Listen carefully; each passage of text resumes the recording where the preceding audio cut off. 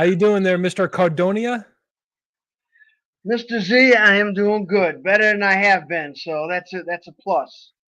Good, man. Hey, better than the last minute, better than the last day, last week. That's a good thing, man. That's what we got to do. That's right. We just had to shake off the weather. I'm good to go. That's good, man. I'm feeling it. I'm feeling it. So, welcome everybody. It is happening right now live on your www.computer screen. To our millions of listeners and fans out there, this is the Hospitality People Who Move, episode number 29.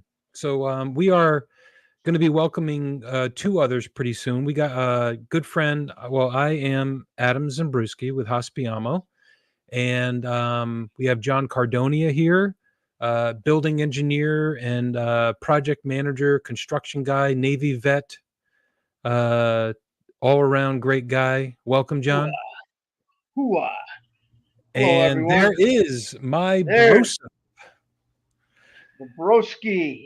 Matt Zimbrewski with Agile Game Changers. And we are expecting a very special guest today. Her name is Caitlin Cooley, and she'll be dialing in very soon. Also invited a good friend to the show, Dave Waldman. So he might be chiming in. If not, we'll probably see him next week. So hello to the world. Hello, John. Hello, Broseph Matt. Hello. Shaking. Hello, Matt. I'm liking the new headphones there. Is that working out? Yeah, it's optional. And I chose to go with that option today because it blocks out background noise for me, allows me more focus into the two of you and our other guest. So we'll try it out. I can do it the other way without him, which I think looks a little bit more natural. But we'll check it out. We'll see what's happening. We're always experimenting on this show, right? Try something new. That's right. Trying something new. That's I'm going to stretch the segue a little bit and say that you got the earphones on, so you won't know if something is creeping behind you, and unless you're creeping into the unknown. And what happens when you do that? And what if you're alone? Well, don't be alone. And so I had some fun with our event poster here earlier, and so this is the episode number 29, and it's called The Unknown Episode. And as entrepreneurs, as service professionals, as managers and leaders, doesn't matter what industry you're in, not knowing, entering a new environment, entering something like my brother and I have watched together and separately Lord of the Rings, probably more than any other movie. Matt has actually read those books. Yes. I have listened to them, but I can say, yeah. Took me 10 years. I can say I have the books. So it's just a great reference, movie and literary reference for what we're talking about today, about entering in that deep, dark forest, and the things that you'll learn, the friendships that are forged, trust, the ups and the downs, the wins and the losses, and going forward no matter what, just even if it's one step. And so this, let me ask you both, what do you see? Can you see the visual here, this little box here? I used Canva, right? And Canva has this cool function.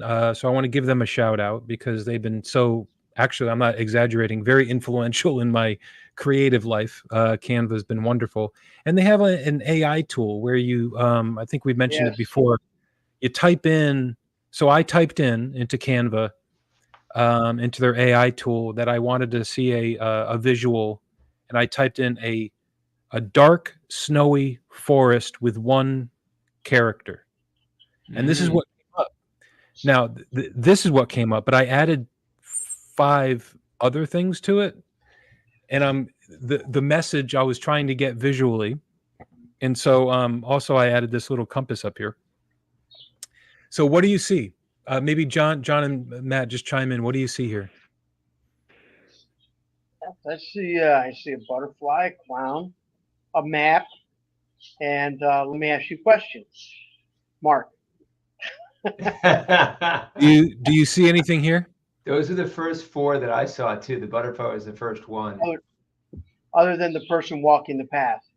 Is there like another? There's like another, like a lion face. Yeah, or there you go. something in the back left, right? Yeah, very, very secret, Really? mysterious I lion. was looking for something over there. I figured you're gonna be symmetrical because my bro likes to be I symmetrical. don't even see that. You gotta like look between the trees. Put your flashlight in there a little bit, and and you can see the hairy face of the looks like a lion. So the Okay, all right, there it is, all the way in the background. Yeah, nice. didn't know you were going to be quizzed today. And here is Caitlin Cooley. All right. Hey, Caitlin. Caitlin, I think you're on mute. I am. Yeah. Hi. No longer. How's it going? It's going Great. good. Great. Thank you and welcome. Thank you. Introducing you to my brother Matt with Agile Game Changers here, and John Cardonia. You guys, I had a chat with Caitlin earlier today, and I was talking all about you guys and about our show and about working together with Caitlin. And Caitlin, I've known for quite a few years. We met in New Orleans at a hotel project where she is based, down in the Bayou. And it's another area where they prefer you to talk a certain way, or they know that you're not from there if you talk a certain way. And so That's true. I was reminded of that the first time that I visited down there, and there's a lot of cool speak there. So we are Caitlin. We're talking about going into the deep dark forest of uncertainty, and in our lives and also our businesses, and it's the unknown episode. And so I will. We were going through this, and where I was sending in little messages here, where it's kind of scary. There's a little scary clown up here. There's could potentially be a little lion sneaking behind the forest. There's the butterfly represents something beautiful, right? It might be something that you're searching for, something that you may or may not be able to see or grasp onto. And so the idea is the question mark. It's just like you don't know what's going on. You got the roadmap here that you're trying to, or the treasure map you're trying to figure your way in. And so last thing I'll mention about this visual is and Caitlin, I made this using Canva's AI. Oh, great! Love yeah, that. we were just talking about AI and stuff too. So the only thing that I'll say about this is that this person is alone, right? And I did that on purpose because it is absolutely all these realities and anxieties that come up. This is my opinion now. So that come up with going into something new, going into something unknown. These clown faces, these scary clowns and the lions, they're the ones that are like right in front of you that you have trouble removing or keeping from your mind in search for this beautiful butterfly, right? And so, but if you do have other people with you, I think they start to fade away, right? And then you could start to know that, like, hey, I can lean on this person, and whether that's a business coach or a colleague or someone like a mentor, or even someone that you just hired that's new and fresh that you're looking to partner with or do business with. And I just thought it was a pretty cool thing to visualize what we're talking about here today. So I will say, Caitlin, this is your first time on your show. Welcome and thank you. You're part of the team. This is episode number 29, and we are all about diversity and inclusion and things like that. But you know what has formed here after 29 or so episodes is the fact that our network and these the people who move, that we recognize that are doing special things, that are moving forward every day, it's kind of exclusive because we have attracted some really cool, amazing people that are doing spectacular things, and these are just very normal, regular people, right? And they've just chosen to go a little bit more of into the forest of the unknown a little bit. And so you started a new company recently called Conclave Collective. Sorry, Conclave Creative. Yeah. Which is also your initials. I'm sure that was a little bit of a sneak. All right. Okay. It was. Yeah. So you are going into a new venture. Can you tell the world and our millions of listeners here about what you have going on, and then we'll maybe get into some of these real fears that we all have about starting something new. So tell us about Conclave Creative. Yeah. So, I mean, I've been working in hotels since I was 19, kind of in all the different realms. But more recently, when I say more recently, I mean the past decade, it's been, mostly focused on sales and marketing. I actually got laid off a while ago and decided, I'd been thinking about doing something of my own for a really long time, knowing, when you've worked in hotels for that long, a lot of people, and you can see a need for things. And so I thought no better time than now to do it. And so, with hotels, people wear all the hats, regardless of their position. And so currently I'm kind of offering basically everything involved with marketing a hotel. So that can go everything from, collateral creation, website management, pretty much anything involved with marketing, I like to tackle. So until I get more niche, if I decide to go that route, kind of just one-stop shop for any hotel marketing needs right now. That's really great. And my experience with Caitlin was a few months before COVID hit, right? And I still remember, like, word for word, when I first met you, Caitlin. We were up in your office and you were showing me your social media statistics and what you were how Instagram how you were watching the Instagram posts and the impressions and the likes and followers. And I loved you were my first experience in seeing somebody that is massively creative, but also massively responsible enough to see what those creations are doing or working or not working, right? And so it's a great combo for you, and I think that's why I've always been you've been on my mind about that, because it's a common frustration a little bit when somebody says, this is what we're going to do next year, and then you don't talk about it for another year. It's like, what, did you do it or not? I mean, that's okay, but like, it's fun in the tracking. Matt and I did an episode. Maybe John, you were there too, but it was with the gamification of performance and statistics and just keeping track of it. It could be so much fun. And so definitely.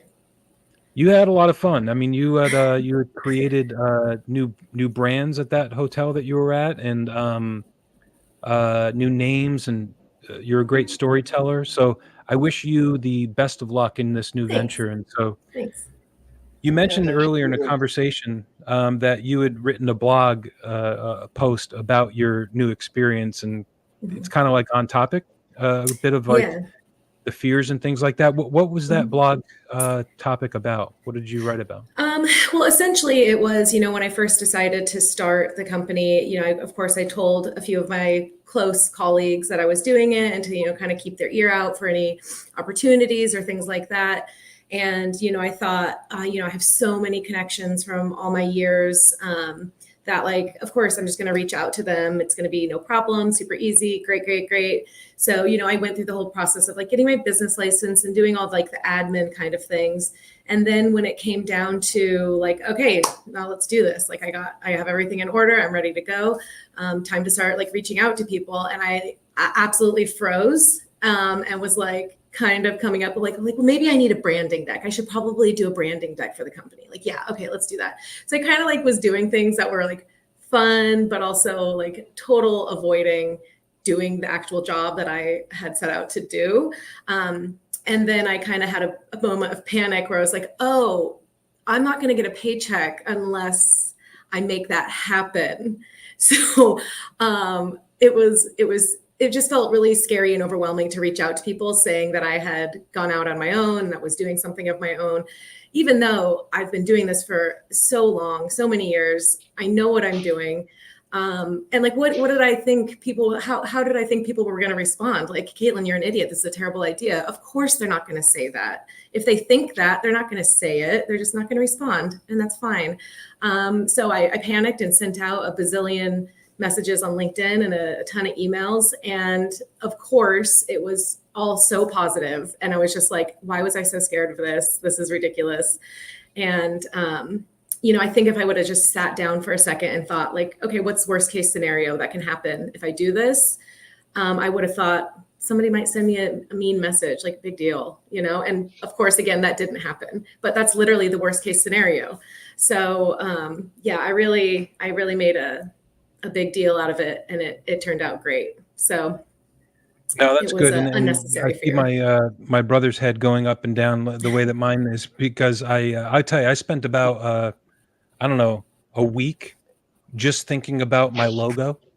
You know, like Yeah. you know, when I first got started, it's like, I mean, it doesn't even exist anymore. It was like all of that because it was fun, right? I was like Totally. kind of going through the different, like, oh, I can do this, little symbols, and next thing Yeah. you know, I'm like in this wormhole of creativity, and I'm all alone, like doing this thing that, and not even telling anybody what I'm up to, Yeah. right? And so yeah, I because was it was fun and designing my interesting. invoice. And that's when I was like, well, crap, I need somebody to invoice. That's great that I've created this and it was fun, but oh man, now I need to like send this to somebody. Like, Who am I going to so, send my invoice to? I'm not making money yet. Yeah, exactly. Like I can't send myself an invoice for the creation of all this. Holy moly. So yeah. that's good. Matt and John, any comments there about your experiences going into something new and starting something new, or leaving something old? All of our heads, by the way, because I know these guys, Caitlin, we've all been laid off. We've all been fired. We've all lost something that we thought was like awesome, and then it just goes away. Sometimes it's being taken away from us. Sometimes it's just not the right fit or whatever, for whatever reason. So, Matt, you know, Matt's been have some waves in his life, Yeah, ups and downs and things like that. New companies, old companies. So, you probably have some thoughts on that? I'll share. I think about this a lot of times, Caitlin. I advise entrepreneurs too, and I have my own company and do a lot of corporate consulting, do lots of stuff. But about a little over a decade ago, our mom, for me and my brother, made a lot of amazing food throughout our lives. But one thing she made, which like rocked my world, was this energy bar. She took some old recipe and then made it healthy and fresh and new, and it became my go-to breakfast food. I was like, all right, I want to take this to market. I'm going to start a company. I want to do this. So I started rolling, like, and there's a lot to go, like to take mom's recipe and then, you know, bring it into some product, right? There's a lot of steps there. I got really caught up in the steps of the recipe. Well, what if I tweak the recipe like this and that and this and that? And then eventually, after months of doing this, and like I connected with a registered dietitian and another woman who used to work at Whole Foods. She was going to help me like bake them and do all this stuff. I was doing all this prep stuff, but then I talked to somebody who I was working out with, and they said, well, I want to try some. I said, we have 3 different versions of the flavors right now. I'm not sure which one's going to be. They said, well, why don't you bring them into the fitness facility here and let a few of us try them, and we'll give you some feedback. And then my agile hat, I do a lot of agile consulting, which is responding to change, right? As an agile coach, like how can you help people and companies and organizations better respond to change? I said, wow, I totally left out the feedback loop. I've been working in a vacuum on my own because I'm procrastinating, because I'm afraid of what could happen. What if they don't like it? All the same things you said, all these fears that we all have, the fear of the unknown. And then I realized, I was like, wow, I really got to get to the market and start sampling what I'm creating. It doesn't matter if it's ready for the market or not yet, but I got to start sampling it so I can get feedback and then adjust based on the feedback. And so I started doing that, and I went to it was a women's weekend conference with all women. Me and the videographer were the only 2 men there, and it was a perfect opening to getting a lot of feedback. And that was the first time I went down. I was so nervous. I had like 2 different versions of my bar and all these things. But that was the most eye-opening moment of my entrepreneurial career, to get feedback real time from a whole bunch of people in one day. And then since that point, I always think like, okay, do I really need to do this task, or should I be taking whatever I have and putting it in the market and seeing what the market has to say about it? Maybe they like Yeah. it, maybe they don't. So that for me was my thing. Like you said, like, why am I branding my invoice when I don't even have anybody to invoice? It's right. There's only so far you need to go as an entrepreneur. And in the agile world that I do now, we take like, software teams or marketing teams or whatever who are used to these big projects, 6 months, 8 months, a year. And they're used to, oh, we have to do all this stuff. And then when we're done, which is a year from now. We're like, no, what if you had to deliver something in 2 weeks? What would you deliver to your customer to start to get feedback? Like, hey, here's the first button of the shirt that we're going to make for you. This is the button. We made the button this week because we want to see if you like the button. Oh, no, I don't like that button. All right, let's change that before we make the shirt around it, whatever.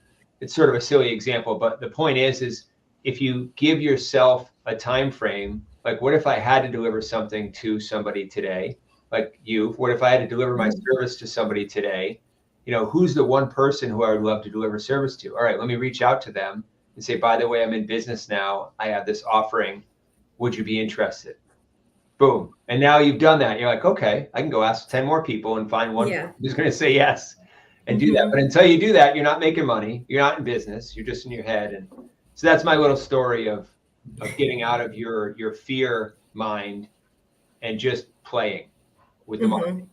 It's so important. Yeah, Touch the market. If you're not touching the market, you're in a vacuum. You need to touch people, feedback. One thing you mentioned in there, Matt, was my hesitancy to set deadlines for myself over those years. And like you said, like if I had to do it, like when Caitlin said, like, can you, send me an invoice for something? Like, I don't have an invoice, but oh my God, I just sold something. Nice. And like, now I have to go make it or do it. Or like if you had your 3 different kinds of natural bar, then maybe you didn't already make the second or third. You just have one, and it becomes a challenge if someone says, "Boom, give it to me." Yeah. And so the feedback is scary. John, you got your head nodding a little bit. What's Man, I've tripped, I've fallen, I've picked myself up and fall back down again, and each time I learn something a little bit better. I think probably the greatest thing, and I know I've talked to you about this before, was being with the JCs. And one of the tasks being with the JCs is public speaking.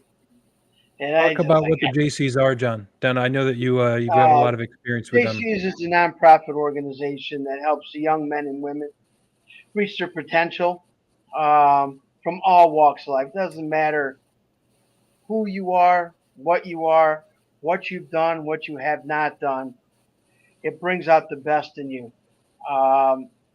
We've had people who have had alcohol problems, drug problems, relationship problems, financial problems. And it shows that no matter what walk of life you come from, anything is possible with the help of a team and the right people.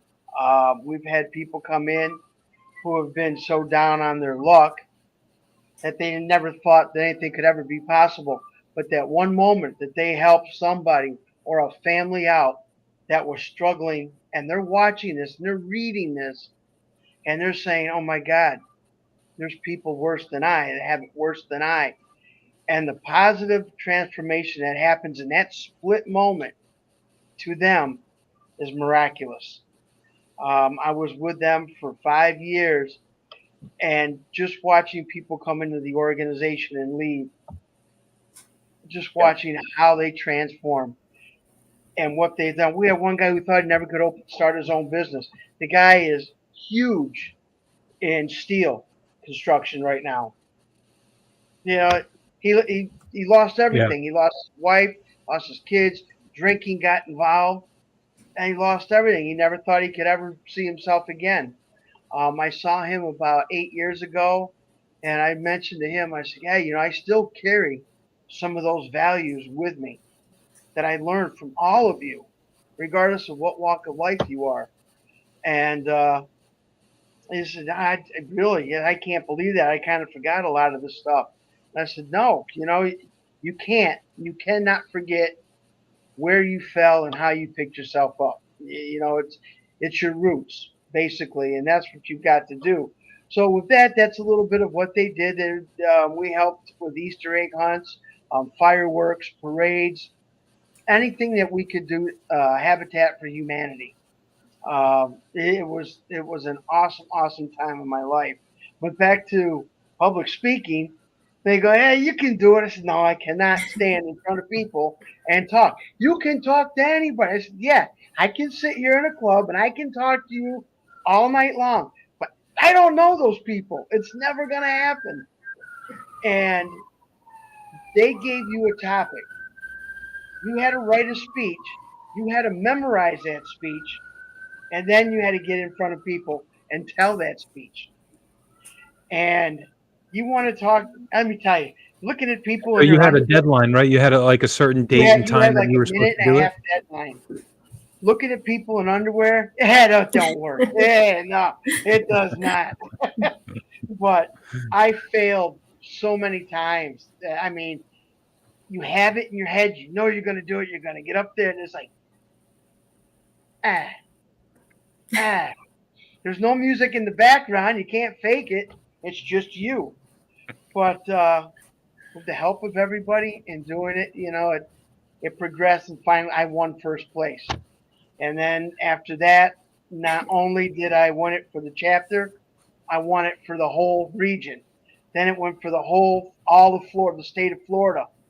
And yeah, so I mean, it really opened me up to be able to speak to people, and not only speak but to listen and be able to comment on that. So that was walking into the weeds and walking into the dark abyss, and it pulled things out of me that I just didn't think I had.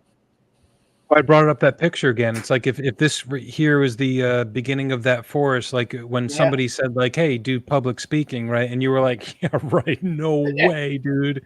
And then, but you did it, right? And I can imagine the anxiety, the fear, your heart racing, sweating, and there's people looking at you, and you got lights on you, and then all of a sudden you're supposed to memorize something, and you got blank. You got nothing going on. That's it. And You're just standing there. Yeah. but that's at I the mean, maybe at the entrance to the forest, right? And it's and just go, and now you're still talking about it, right? yeah, And all the beauty, the butterfly or whatever, you're still searching for it, and you're still reaching out to grab it. And so I absolutely. love this topic. It's just a great topic, and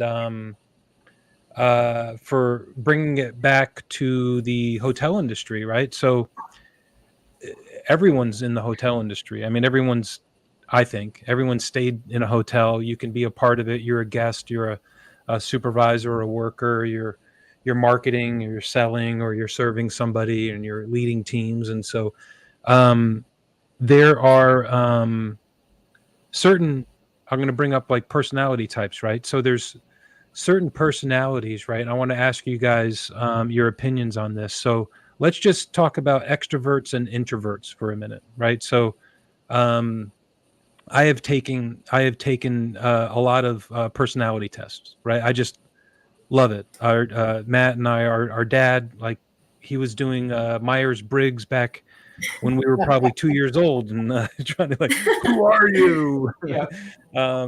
And so in the world of extroversion and introversion, I've actually, I mean, you guys know that I'm an extrovert, but younger years I was like probably massively extroverted, right? And but then I have become more moderate, still an extrovert, but still a little bit more moderate, right?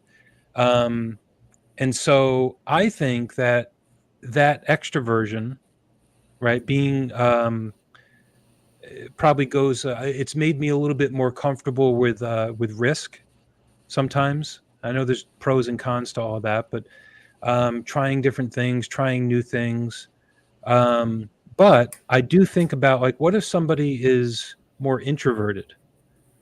I don't think that necessarily means that they're more scared than I was in order to go do something. It doesn't mean that they're less equipped, but I'm fascinated by that conversation and the dialogue around different kinds of people and how they approach the unknown, for example, right? So, do you guys have any thoughts that popped in your brain there about the different type of people and how they approach the unknown?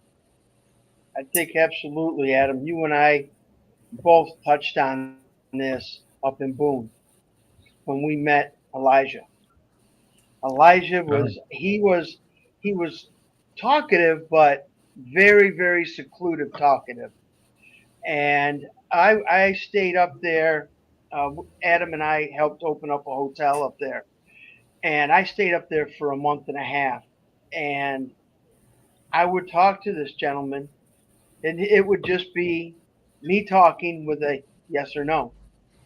Yeah, okay, yep, that works. Yep, okay, I understand. Yep, okay.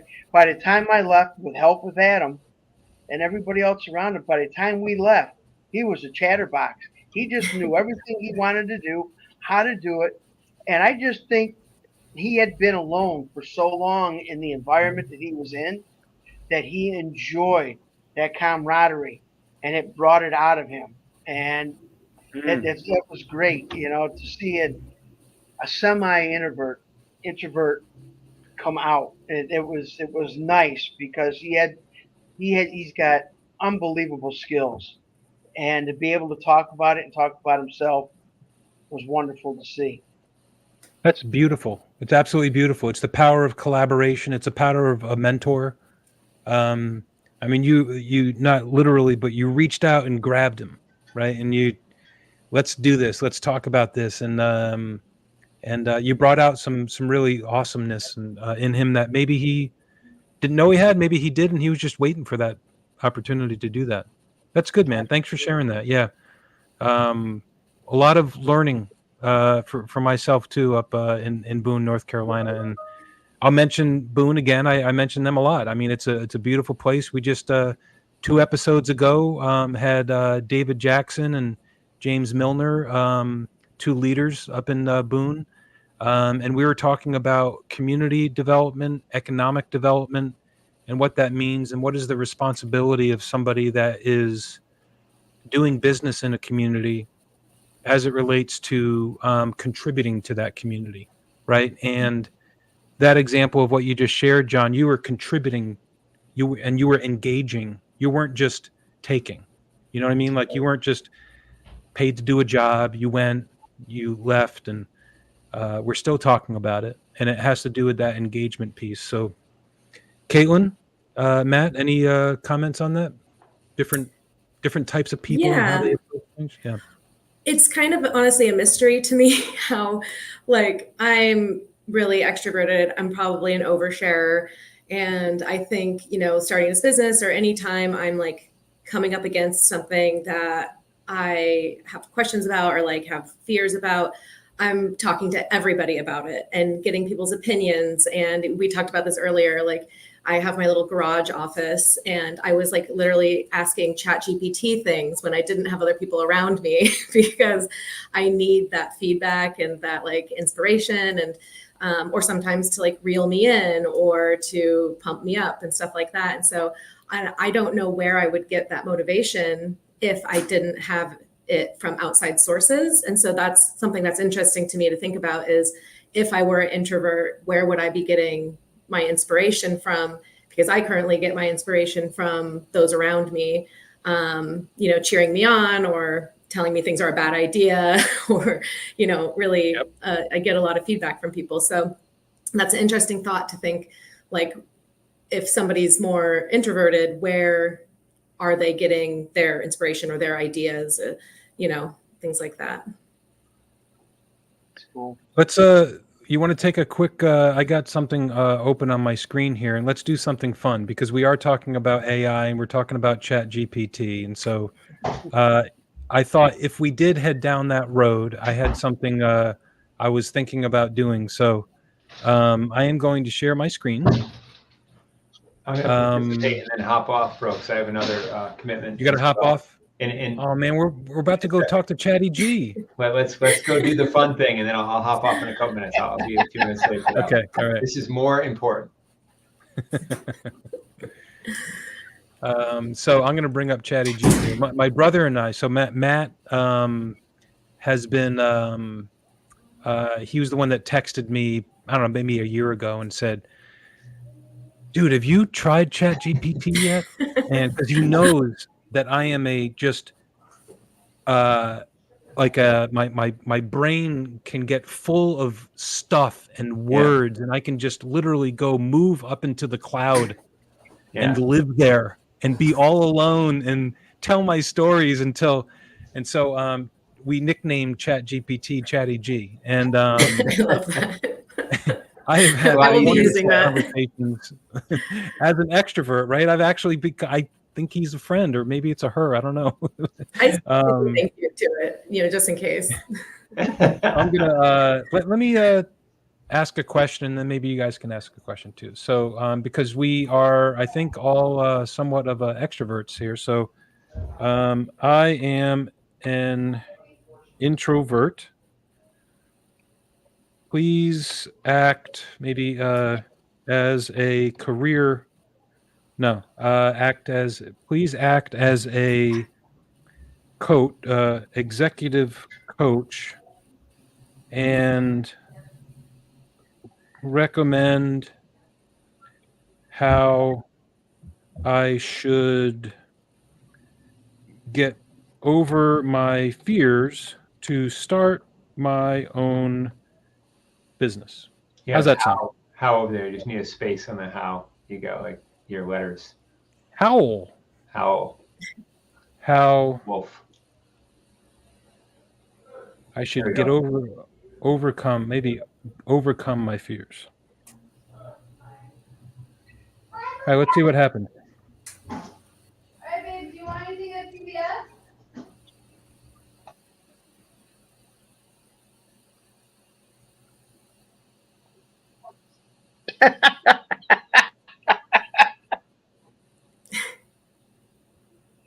Oh, heck, let's write a book here. Right. Chatty G's being a little chatty today. So anyone that's not familiar with ChatGPT, it's automatically generated artificial intelligence, right?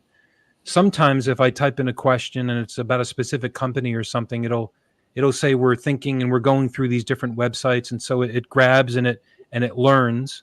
And so I, as an example, I spent a couple hours saying, do you know who Adam Zambrowski is? Right. And it said, yes, we've been talking, and these are the things that I know about you. Right. And so, okay, I need help writing a professional biography or a bio, for an introduction on my website, I think, or something like that. Can you tell me 10 questions? Ask me 10 questions to help you get to know me. And so I just answered the questions, right? And then shortly after that, beautiful bio came up, right? And it was wonderfully written. And then I edited it, added it to the website. And so anyways, I'm not here selling anything on ChatGPT, believe me. I think they're doing just fine financially. But if anyone's wondering, just check it out. And that's what Matt said originally. He goes, just check it out. Just start learning about it. And so, anyway, so ChatGPT said it can be uniquely challenging as an introvert, but equally rewarding. Leverage your strengths, okay? Introverts are often good listeners, deep thinkers, okay? Start small. You don't need to launch with a big event or a large team, okay? So as an extrovert, I probably think like, oh, I gotta go big, or I can go big, and I want to go big. But they're saying that you don't have to do that, and create a comfortable environment for yourself. Design your workspace. if I panned my camera around here, yeah, I'm still, after about 10 years, still working on that, designing my workspace. Network on your own terms. Okay, good. But it doesn't have to be daunting. Do it on your own terms. Make it maybe more intimate networking events. That's probably a really important one. Mm-hmm. Prepare and practice. You have to do a lot of practicing, so that reduces anxiety, right? Just like public speaking, John. Set boundaries for yourself. It's essential to know your limits and boundaries accordingly. seek supportive partnerships. That's good, right? John, you just brought up that other example with Elijah. Embrace online tools for marketing and communication. So if somebody is an introvert, it sounds like they might not feel as comfortable speaking on a podcast or something like this, right? And so utilize some tools, probably like ChatGPT, maybe. So embrace online tools, mindfulness and self-care. Take care of yourself, like meditation, reading, or spending time in nature. Seek professional advice. For other, look for other introverted entrepreneurs and how they can offer you some advice and support. So that was fun.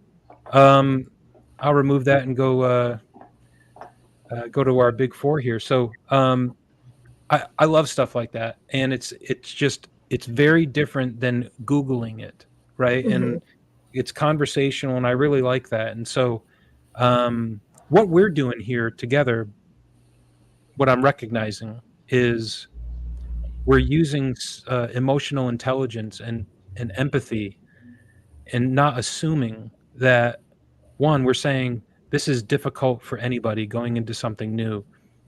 It might be more difficult for someone that's more introverted. It might be more difficult for someone that is more private. I will tell you that it's more difficult for me. Forget about extroversion. I'm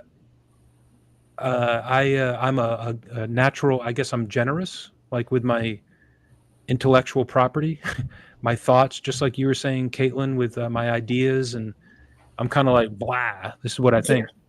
Sometimes that kind of came back in my life and career, mostly in the career side, to come back and bite me, right? So that made me a little bit more private with my stuff, right? And I didn't really want to share it. And so thank you to my bro that I've mentioned many times on this podcast, that Matt was like, let's just do this podcast thing. Let's just start it and just start sharing, start getting it out there. And if somebody wants to steal one of your ideas, then they're not going to do it as good as you anyway. So just, make that dish, make that recipe, and make it happen. So, yeah, that's that's something that's also challenging. So empathy, right? Thinking about people that are not like us, like me. It's got to be difficult for an introvert.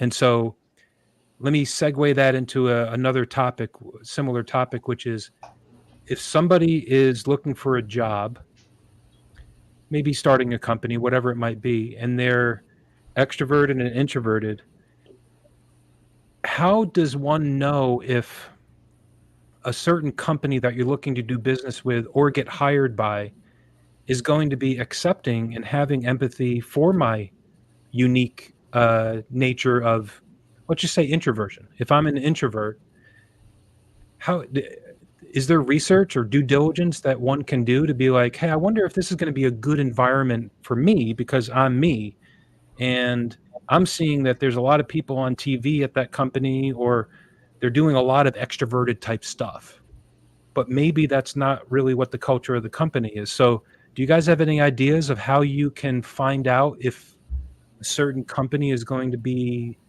embracing your unique personality types? How do you find that out instead of getting a job and just starting there and then finding out later? I'll share a thought, bro, and then I'm gonna hop. But my thought is, very, very important question, really important for everybody to consider, especially if you're in a career search. My son, your nephew, who's 21, he's graduating college soon, is in the middle of a job search right now. Graduates as an engineer, so he's looking at a lot of companies right now, and some of the companies that look great from the outside may not be great from the inside. They may be tough to interview at, tough to get job offers, all this stuff.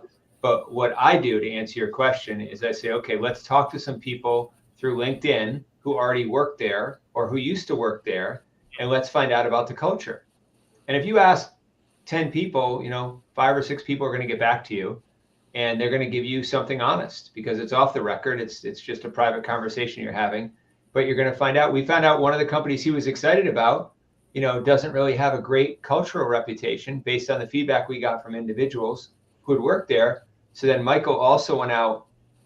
It's my son's name. He also went out onto the website. I don't know if it's Glassdoor or one of them, one of the websites where they have a lot of reputational information. And he says, wow, that company got terrible reviews on there too. Okay, well, those reviews are validating what we learned from talking with people directly on LinkedIn. All right, that one's off my list now. Now we can focus on ones that might be better, because as you're saying, and I've asked people in podcasts, how do you find out good cultural fit? And it's a lot like dating. Like, you don't really know. Mhm. No, you got to be there. It's like, be there, spend time together, interview, Mhm. another interview. And the more you can talk to people, and our dad told us this all the time, bro, you probably remember this, informational interviews is what he called them. You know, interview people who are already at that company and say, hey, I might want to be in this role at that company. What is it like? What's it like over there? Do you guys like have fun lunches? Do you do things? What's the culture like? And then because that's really, really important. It's hard to get that answer just from AI or from the media or from whatever, but you got to go back human to human, old school, and say, what is the culture like there? Because if it's a good cultural fit, you're going to love it, right? But if it's not, and it looks good on the outside, and you get a great offer with good money, you're not going to like it at all, and you're going to want to get out of there. And it can be abrasive, right, to your personality, to your life. You may not sleep well. Yeah. So And if it doesn't go well, then like you might have like a black eye on your resume. Like, oh, what'd you do wrong? You couldn't make it at that company? yeah, Mhm. you're right. Wasn't a good It's a deal. lot of it. I just had that the other day. I was looking at a company, and then I searched LinkedIn, and I contacted a guy. I didn't expect to connect, but he connected back. And I said, hey, I'm looking to interview with this company. I'm looking at this position. Can you let me know what the matrix of the company is about, etc.? The reply was, well, I don't understand what you mean by matrix. Good luck.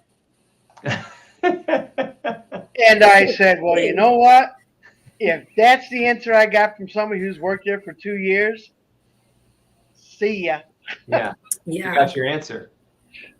That's funny. That's it reminds me of me being in high school. We used to make up words just to see if people were listening to us.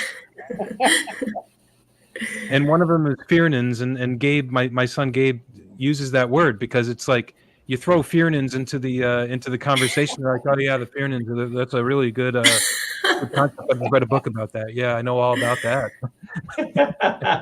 That's funny. And John, you good. did it. You did. You went into the matrix there. Yeah. I mean, that was. I was like, wow, okay, great. Matt, you might have to go, Great, but I'm going Bob. to touch on what you're out. Yeah, I'm gonna All right. hop. But Caitlin, great to Love you, meet bro. you. Can't wait. Yeah, Love you your too. website. I took a look at it earlier. Oh, Can't wait thanks. to connect more. Great. Yeah, you too. Take care, man. Thank you all.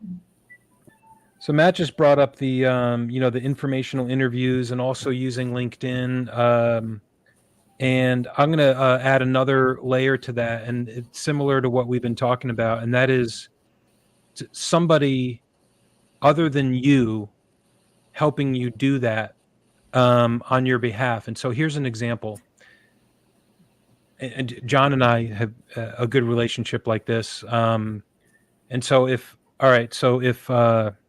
Bob is my friend and Bob is looking to go work at ABC Corporation, let's say it's a hotel company, and it's a job that he can do and he's very excited about it. And he's wondering, I wonder if that'll be a good cultural fit for me. He could go the route of going direct to people that work for ABC company via LinkedIn. He can go to Glassdoor. You can do your research. I agree with what Matt said.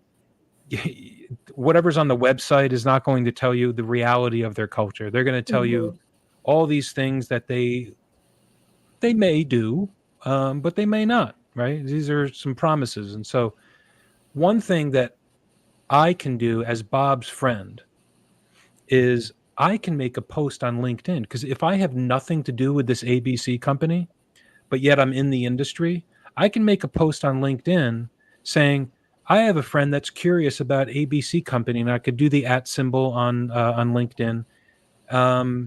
If you work there or have worked there in the past, please, send me a message. I would love to talk to you on behalf of my friend. That way it's incognito for my friend. He's not like, maybe he's introverted, right? So maybe he doesn't want to do all that on LinkedIn, But I would say that, John, that's very similar to what you did with Elijah. You reached out and you asked questions and you got engagement, and then it turned into something really beautiful. And so that popped in my head. Do you guys have you done that before? Have you gotten some background information that you're very happy that you got before, like engaging with a company or something? Yeah, well, just today actually, and I have a girlfriend that's interviewing for a new position at a property, and she's looking for a better cultural fit and everything. And she had an interview, and in the interview they were saying, well, the owner can be a little bit difficult. And so she called me up and we were talking about it today, and she thought, I think. So they said, she was kind of like, if they're telling me this, well, up front, what else is like kind of hiding below? Like if they're already telling me that. So I think also like when you're having an interview, kind of picking up on those smaller cues like that might not be as direct, but if they're saying, well, just picking up on little things like that, I think is also something that, you can do. Yeah, because a lot of times you're nervous, like it's them interviewing you, although, you're interviewing them also, but, you're the one trying to get the job. So I can get kind of tunnel vision in those sorts of situations and really I probably wouldn't have picked up on that. When she said that, I was like, that's a really good call. Like, you're right. If they're already saying that, then there's probably a lot more deeper problems that they aren't mentioning. Because they don't want to air all their dirty. Because what do they mean by difficult? Like, Exactly. some people say like, the owner's kind of interesting.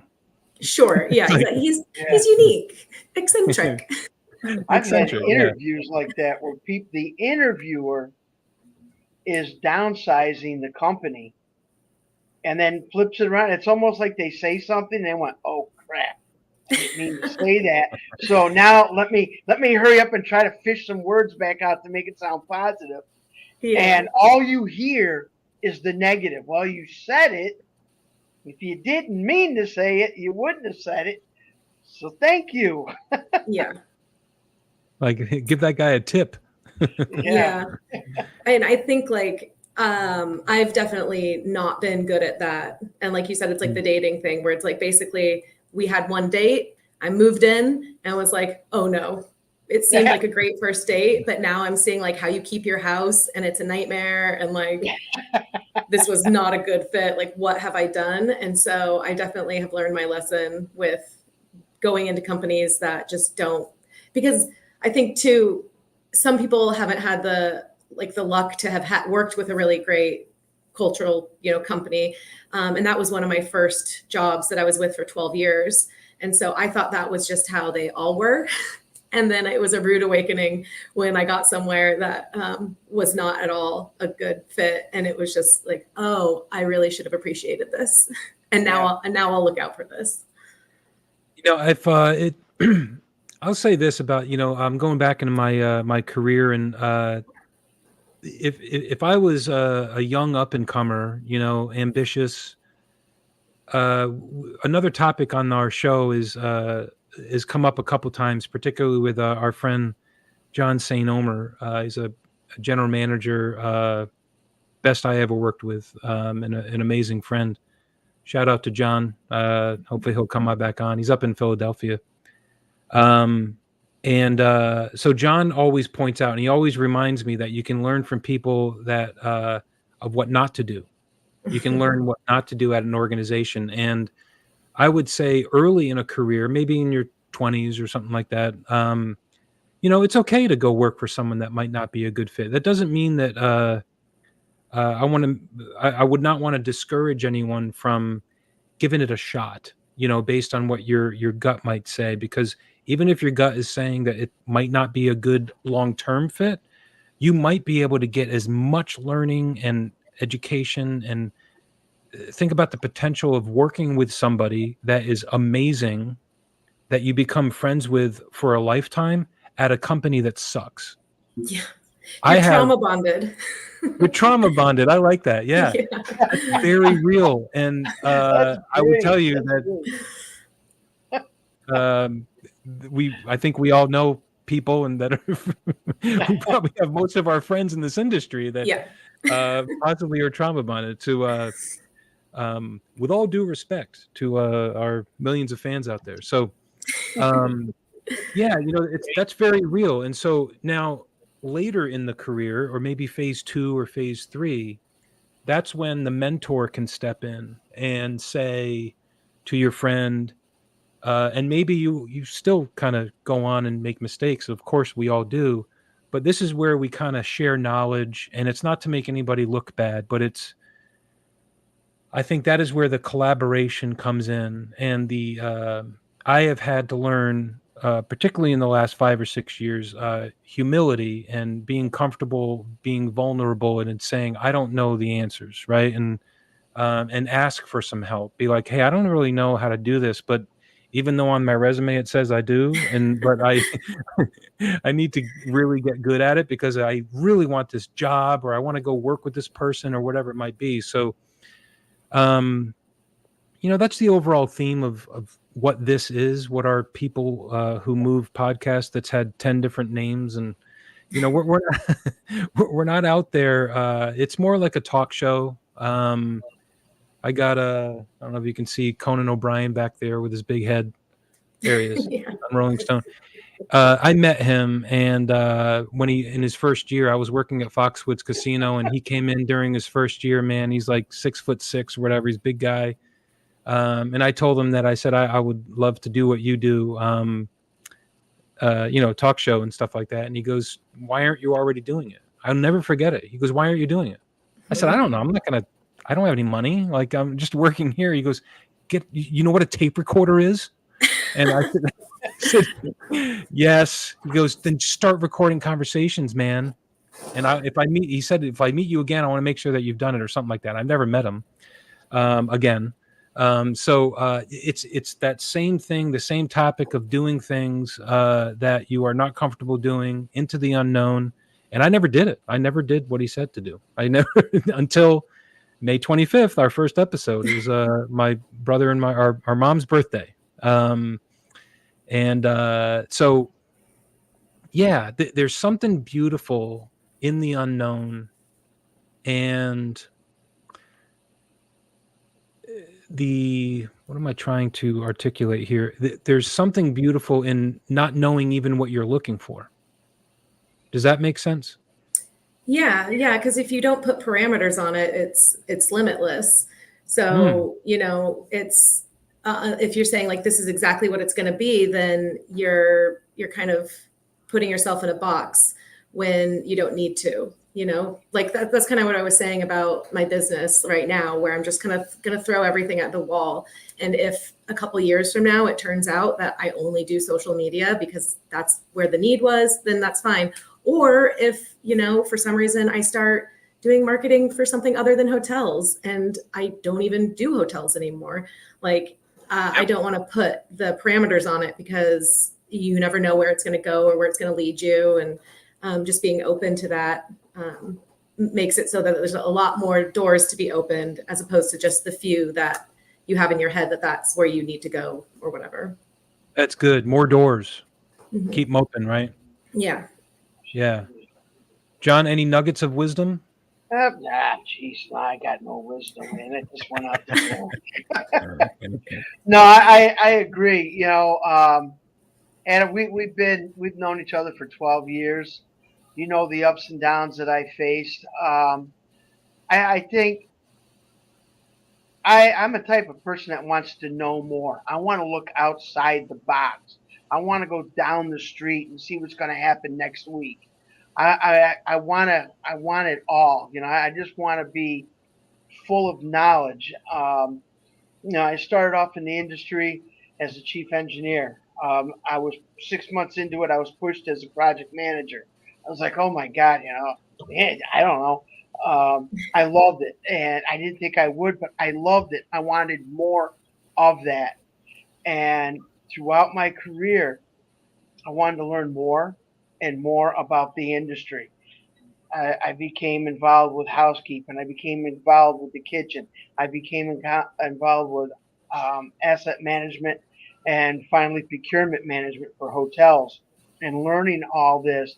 And people will look at it and go, well, you're just an engineer. What do you know? Well, yeah, you're right. I was just a director of engineering, but I see what goes on behind the walls. I see what happens. I see the guests walking in. I see the atmosphere at the front desk.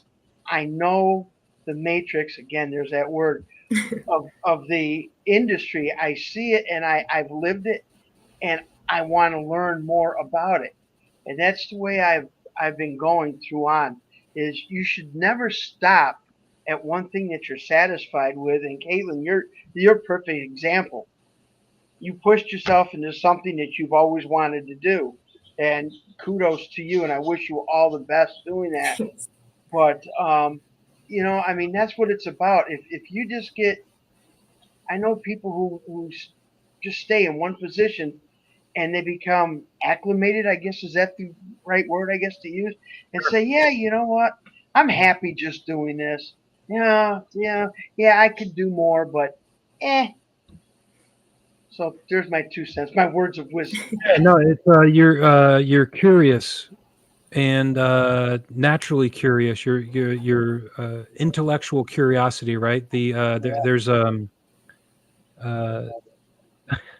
somebody paid me what they thought was a compliment, and I think it was. They said, there's a difference between intelligence and intellect, and they said your intellect is like off the charts. I said, what does that mean about my intelligence? But in my mind, I was like, what does it mean? I'm stupid, but I have this great intellect. And so intellect is I guess the capability to follow your curiosities, right? And to absorb information and then know how to use that and apply that information. That's what intellect is. That's what I learned. I had to look it up. And so for me, after almost 50 years, maybe I've become a little bit more intelligent based on my intellect, if that makes any sense.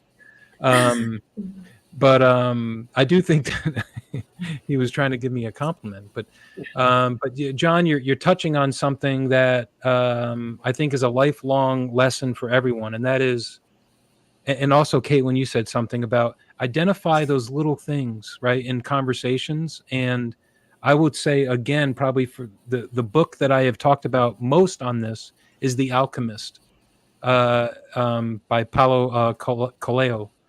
Have either I think, John, you and I have talked about it. Caitlin, have you read that book or heard of that book? Yeah, I actually just, I can't say I read it because I listen to books all the time. So I actually listened to it about a year ago.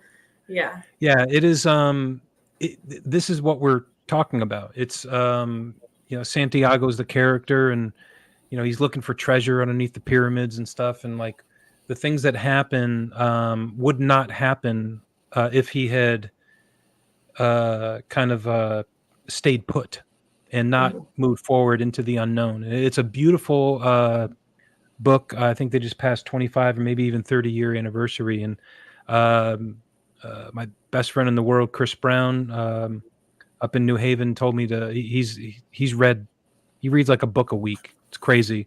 And that was like the first book recommendation that he said. He goes, you gotta read that, because I was waffling whether or not to move away from my hometown and very comfortable world of Connecticut.